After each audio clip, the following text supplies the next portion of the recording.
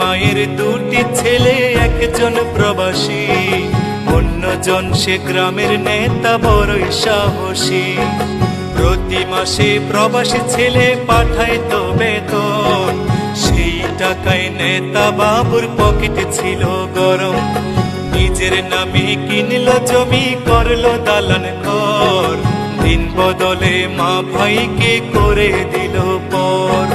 প্রবাসী ছেলে মাকে দিল ছোট্ট টিনের ঘর, সেই ঘরেতে মা জননী থাকবে জনম ভর।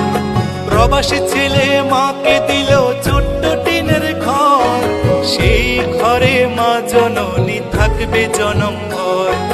মা জননী খোদার কাছে বলে দুহাত তুলে, বুকের মানিক প্রবাসেতে রেখো আল্লাহ সুখে। একজন প্রবাসী বড় মিথ্যেবাদী,